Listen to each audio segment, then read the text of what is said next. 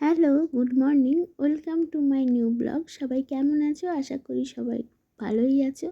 আমারও চলে যাচ্ছে টুকটুক করে ছেলেকে নিয়ে যুদ্ধ করতে করতে।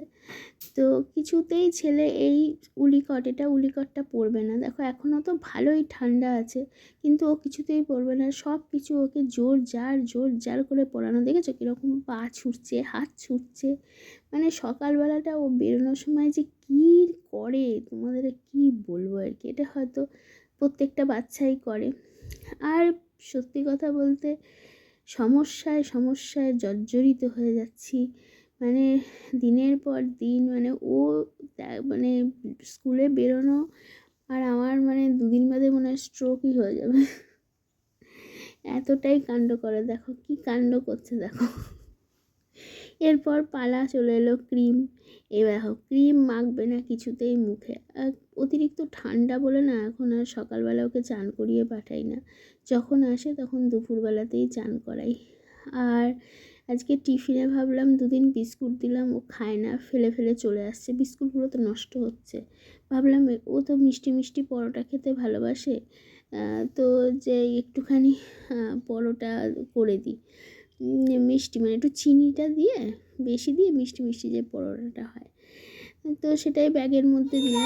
আমি 100% খাবে না। এটা কিসের আওয়াজ হয়ে গেছে? সিগন্যালের আওয়াজ কেন? তো গাড়িতে হয়। বলেছি কি প্রবলেম তোর? কি প্রবলেম?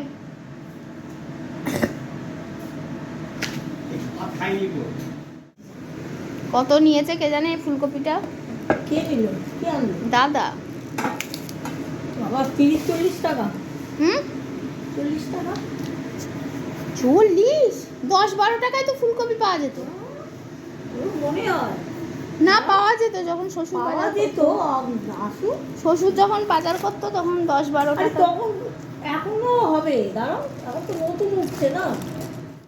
আমি যখন স্পন্দনকে রেডি করছিলাম তখন ও বাজারে চলে গেছিলো। তো এটা আগের হলো ছোটো মাছ, আর অনেকটা করেই ও মাছ কিনে নিয়ে চলে আসে, যেহেতু প্রতিদিন কারোর পক্ষেই সম্ভব না বাজারে যাওয়া। যখন আমার শ্বশুরমশাই বাজার করতেন তখন শ্বশুরমশাইও তাই করতেন, অনেক ধরনের মাছ একেবারে কিনে নিয়ে চলে আসতো, যাতে বেশ অনেক কদিন চলে যায় আর কি।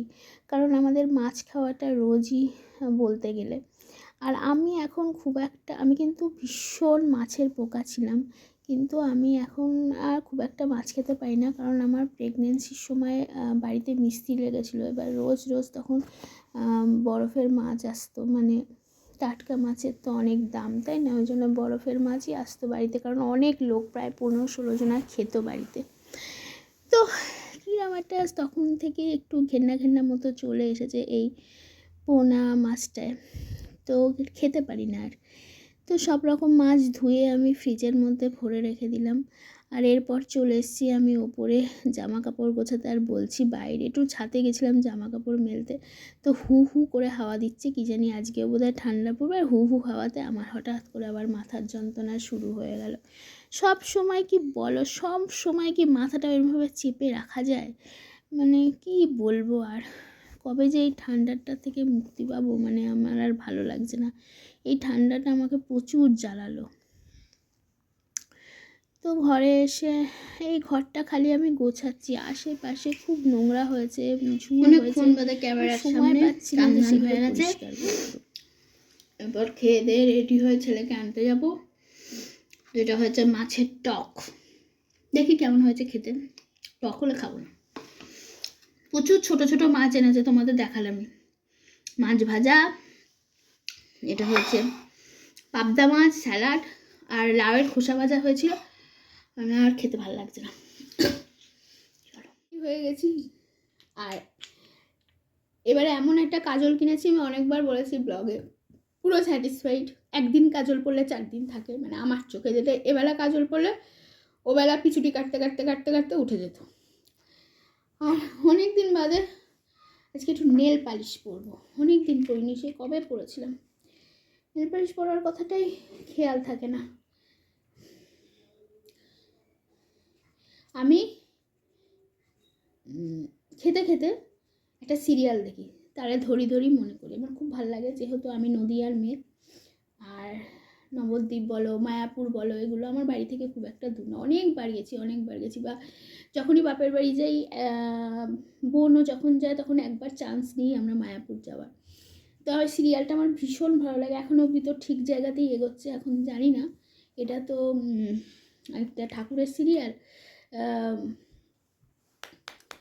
ভালো হলেও হতে পারে, মানে কোনো রকম কারচুপি। ঠিক আছে, চলো, এটা একটু মডার্নভাবে দেখিয়েছে, শ্রী চৈতন্য মহাপ্রভুর জীবনীটাই তুলে ধরেছে একটু মডার্নভাবে। তো দেখা যাক লাস্ট অবধি কী হয়। তো আগে জি5-এ এমনি ফ্রিতেই দেখাতো সিরিয়ালগুলো। আমি বলছি তোমার 2020-21-এ, তখন আমি প্রথমা কাদম্বিনী দেখতাম। তো এখন বলে সাবস্ক্রাইব করলাম, বলে আবার টাকা দিন। দূর, সেটা আবার আসলে আমার এই নাম্বারটা অনেক রকম প্ল্যান চলে আমার ফোন নাম্বারে, ওয়াইফাই চলে, নিচে টিভি কানেকশান আছে, আমি ওরকমভাবে টাকা করতে পারবো না।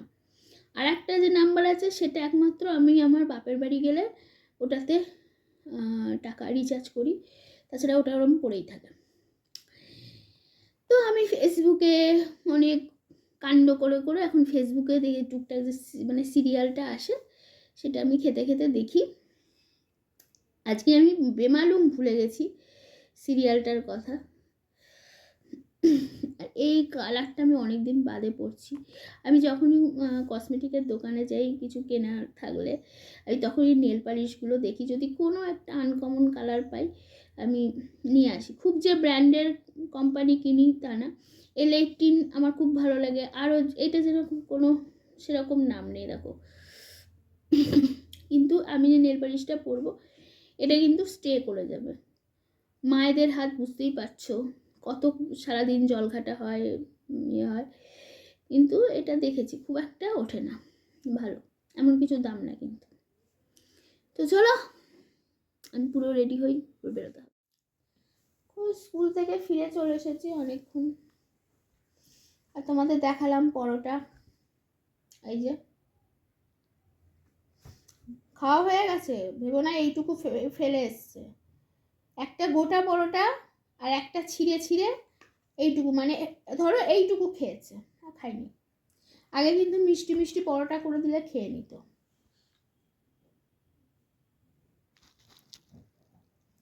তার মধ্যে একটা বই বুঝতে পারছি না, বই আমি এসেই তো ওর ব্যাগ চেক করি, বই খাতা সব রোজ আমি চেক করি।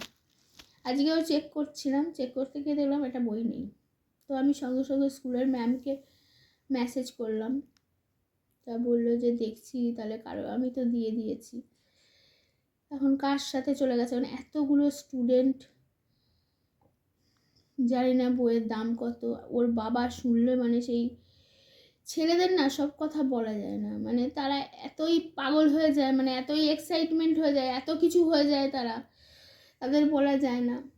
এবার এই অ্যাপটা ওর ফোনেও ডাউনলোড করা আছে, যা মেসেজ আসে ও চেক করে, যদি চেক করে তাহলে তো হয়ে গেল। এখন বইটার হদিস তো নিতে হবে, আমি তো বইটা পাঠিয়েছি। রোজ দিন ব্লগ করি আমি, মানে বই ঢোকানো, আজকে যদি বই ঢোকানো আমি ব্লগটা করতাম, মানে আজকেই করিনি। আমি ব্লগগুলো চেক করলাম যে দেখি শুধু টিফিন কৌটোটা ঢোকানোর ব্লগটা আছে, মানে বইয়ের, এবার বই ঢোকাচ্ছি, সে মানে যেহেতু ভিডিও করছি ওটাও করতে হবে আমাকে, যা দেখছি। আর কোনো প্রমাণ নেই তো, এখন জানি না, মানে বইটা পেয়ে গেলেই ভালো হয়, বুঝতে পারছি না।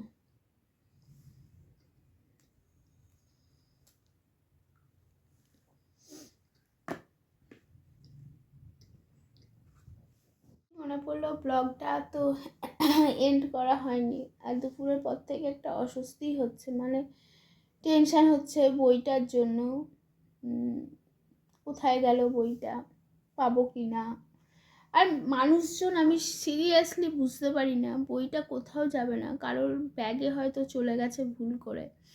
কারণ যে অ্যাপে ওদের স্কুলে না ভিডিও পাঠায়, ওরা কি করছে না করছে, কি পড়াশুনো করছে, কি পড়া হলো, সমস্ত কিছু ভিডিও আসে। তো সেই ভিডিওতে আমি দেখছি যে ও ওই বইটাতে একটা ডগে কালার করতে দিয়েছে, তো ডগটা ও কালার করছে, তার মানে বইটাও তখনও ওর সঙ্গে ছিল। তো এইটা একটা প্রমাণ, আমি কালকে গিয়ে বলতে পারবো। বাট মানে ভালো লাগছে না আর সেরকম, ওই জন্য ক্যামেরা অন করিনি, আর কিছু দেখানোরও ছিল না।